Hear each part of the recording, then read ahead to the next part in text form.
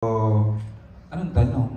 Siyempre, ano ang feeling na kahit may kanya na kayong partners in real life, napakarami at buhay na buhay pa rin ng Josh Lea fans? Actually, nung in-announce nila yung new project alert, talaga nabuhay agad sila. Parang nakaka-proud sila.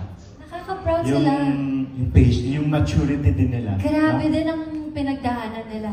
Yeah. So, nagpapasalamat. Kasi kasabay namin silang nag-process nila. Oo, sabay-sabay namin kami silang yan. umiyak. So, proud ako sa Josh Lea na nandiyan pa rin. So, individually naman, sinusupport nila kayo, Yes, diba? You had a movie rin oo. before Julia, diba? Tapos, Joshua, ikaw din naman. You had series of series, diba?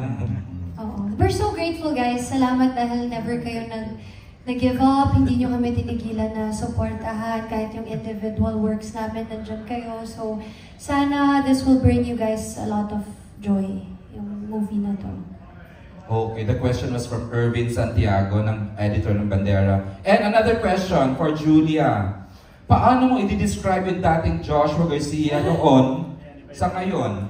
Marami ka bang new discoveries after 5 years, Beth? Yeah, sobrang proud ako kay Josh. Grabe yung... Alam mo yung una pa lang na... Ano ba yung pinakauna natin? Yung look test? Script reading ba yun? Hindi, look test yun. Nakaka-proud. Sobrang sabi ko, wow, he's really learned to... You've really become confident in yourself. Nakita ko na... Shy pa din, ano? Confident pero Hindi, shy. confident yan. I mean, confident in the sense na mas kilala niya na sarili niya ngayon, mas secure na siya sa pagkatao niya ngayon. He knows what he wants, he knows what he doesn't want.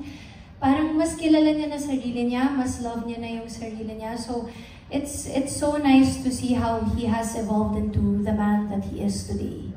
So, proud ako sa'yo. Thank you. Welcome.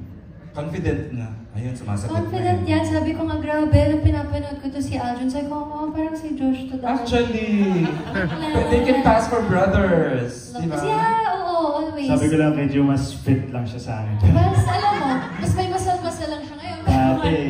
Dati ako eh. Cute yan. Cute lover boy, lover boy. Pero grabe yung journey ni Joshua. Now he's the most sought after leading man, ano, from a PBB. After, hindi, diba? You get to be paired with, ano, halatang, Ano yan, very thankful and grateful lang ako. Parang ang gandang regalo sa akin na ika-10th year ko this year. Correct. Parang ang gandang regalo sa akin. So, thank you. Thank you, Bessie. 10th anniversary celebration po ni Joshua itong Unhappy For You. Okay, more questions from your end, Justin. Ayan, kasama na natin si Dean Bailon of Pep.ph. Ayan, personally, he'll ask the questions. Hello po, yes po. Alright. For Julia and Joshua, nagkaroon ba kayo ng heart-to-heart talk bago magsimula yung shoot? Kasi parang last time yung paubaya ko yung last na ano nyo, kasama nyo. May ganun ba kayong exercise na? Wala na, kulit na namin. Nagkaroon kami pero during shoot na, no? Like, Yeah, hindi siya parang heart-to-heart before na. Hindi siya yung malalang heart-to-heart na nag-iiyakan kami. Hindi naman gano'n. Buti na lang, okay ka kayo. Hindi naman gano'n, diba? It's more of parang catching up lang, diba? Yun. Yeah. Masayang pag-uusap lang. Wala nang ano. Like, yung hobbies mo ngayon, diba? Yung ginagawa mo, ganyan. Ano pinapakinggan mo ngayon? Oo, mga music, diba? Oo. So okay, sa set lang yan, ano? Hindi naman yung parang outside the set, nagkakumustahan pa kayo. Hindi. Ibang usapan naman yun, na parang, di ba? Naku, ganun po talaga Sir EJ. After kasi ng shoot namin, meron kami parang 20 to 30 minutes na tatambay kaming cast. Tapos doon kami parang nagre-release ng tension ng buong araw na yun sa mga Excel. Supervised by direct yan, hindi naman.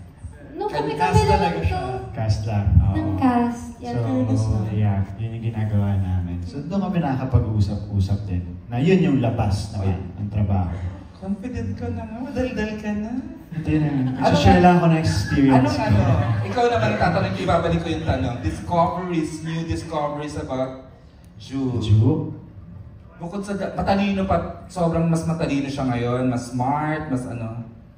At napaka-sexy. Grabe naman. Sobra. Si Julie.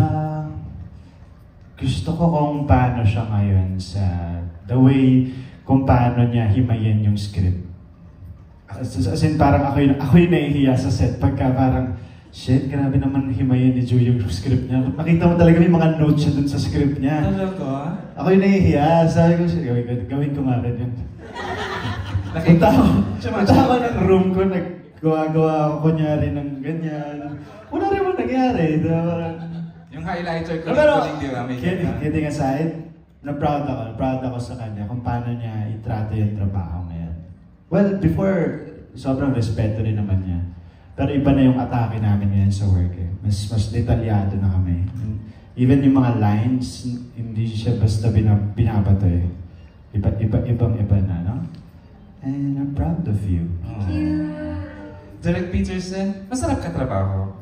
Oo naman. Oo naman. Kasi katabi mo. Char. no, but it was really a fun set. I think they were all very generous to each other.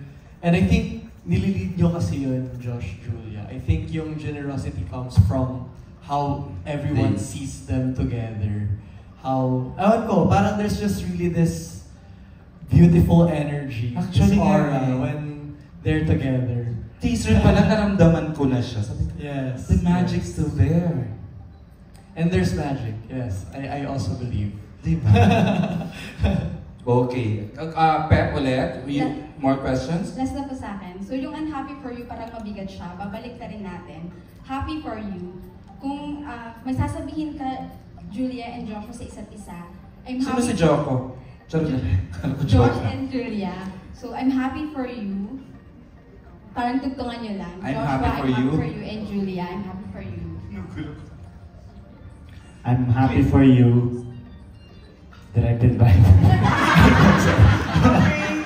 Bomba!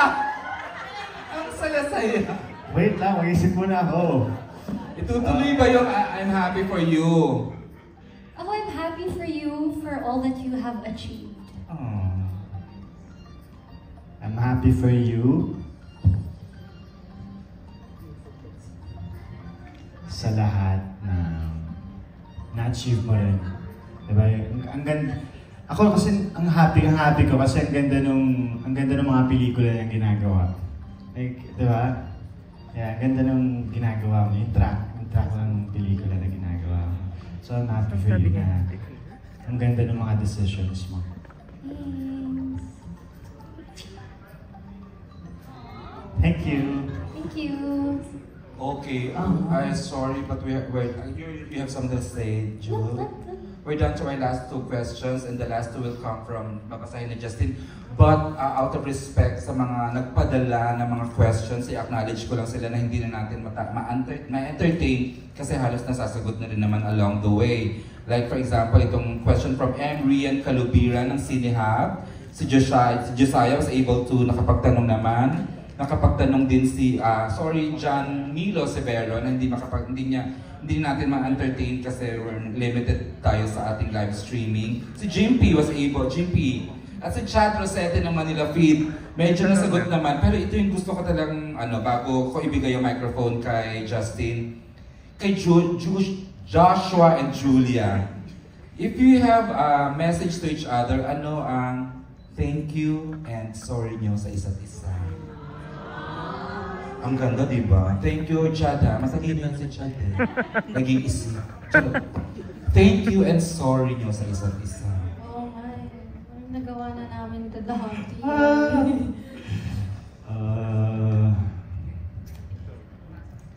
Thank you and sorry. Oh, very nice. Actually,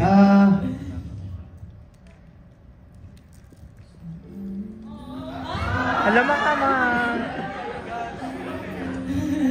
Sasabi ko talaga, joke.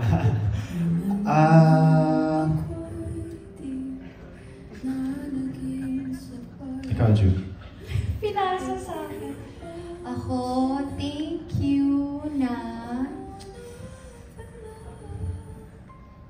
ako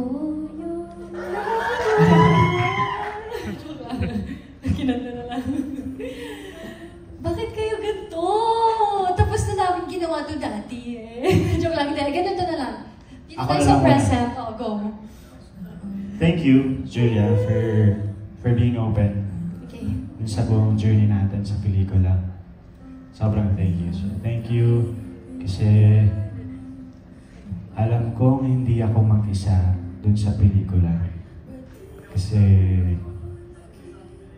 pag may mga araw na down ako, Oh. ina-assure mo ako, nandun dyan ka para alalayan ako. Thank you.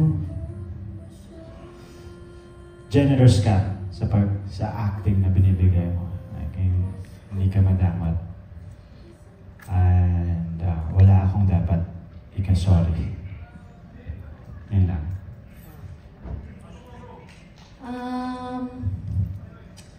Kasi, joke lang. That's a joke, guys. Relax.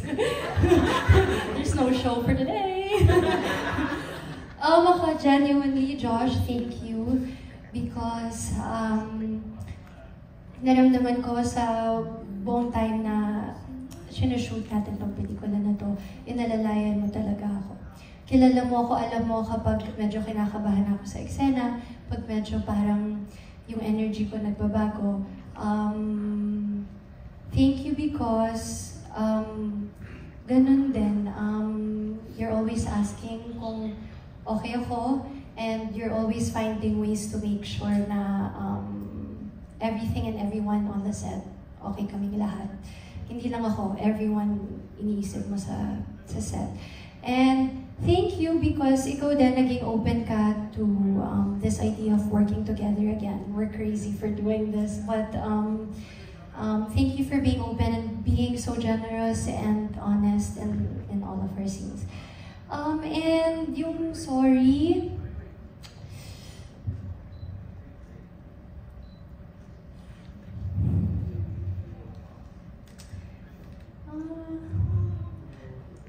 mapapanood yun naman sa movie kung ba't siya nag-sorry.